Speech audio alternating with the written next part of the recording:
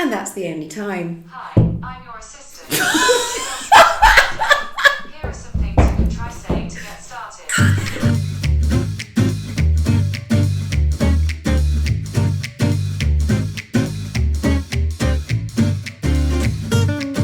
Hello and welcome to another episode of Boozy and the Beast, How to Drink Better. Now I'd like to start off with a little disclaimer. If you're one of those bonkers conspiracy theorists, this episode probably isn't for you. But for the rest of us, sort of normal folk, I think it's fair to say that we're becoming more and more aware of climate change. I know I certainly am. Now I'm no David Attenborough, but I'm aware of some of my lifestyle habits and how little changes can make quite a big difference, including wine buying choices. Absolutely. I mean, everything like this is going to be consumer driven, and you can make a change at home, whether you're drinking in the kitchen, the dining room, the bath, the garden shed, under the stairs, wherever you need to be to hide from your family in lockdown.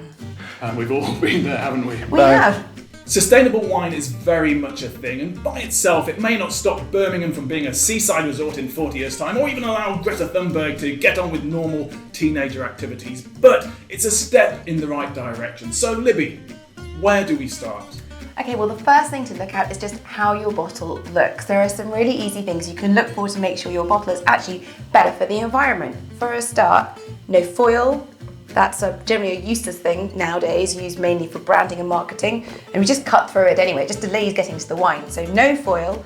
Lighter bottles. For example, this company Sea Change, their bottles are lighter to reduce carbon footprint. So for once being a lightweight is a good thing. And that's the only time. You also might want to shop locally. That's going to be good for the carbon footprint as well. So look at the English wine we have available. We have so many wonderful vineyards here. Buy some English wine. We actually looked at Langham's winery for our New Year's Eve Fizz special because their Blanc de Blanc won best sparkling wine in the world. So yeah, buy British. It's worth looking at the wineries themselves and also what they're offering to the climate. For example, Yealands, I'm sorry, I don't know how to pronounce it, from New Zealand. Yealand! Is Yealand! that how you say it? I think so. Okay, Yealand. They basically, they're a carbon neutral winery. Not only do they do sustainable practices, but they also give back to the environment they're from with various initiatives. Also, companies such as Sea Change, they support a number of ocean conservation projects, and not only are the bottles foil-free and lightweight, the labels are also made from grape waste, and their closures are normally plant-based. There are other companies offering it. It's quite fashionable now. The Delavine Sisters Prosecco, which is all everywhere at the moment, they actually plant 5 trees for every bottle bought. So it's worth doing a little bit of background checking if you can. If you can't, because who has the time, completely understand it, there's a number of labels that actually say if a wine is sustainable. The only problem is, like a lot of the wine world, it's all a bit confusing because different countries and different regions have different labels. However, we have been very helpful. We have been very helpful. You can see some of those logos and labels on screen now. So remember to save this episode and share it with as many people as possible, just to help the planet. Not for our benefit, but if you share it to as many people as possible, you are doing your bit to save the dolphins.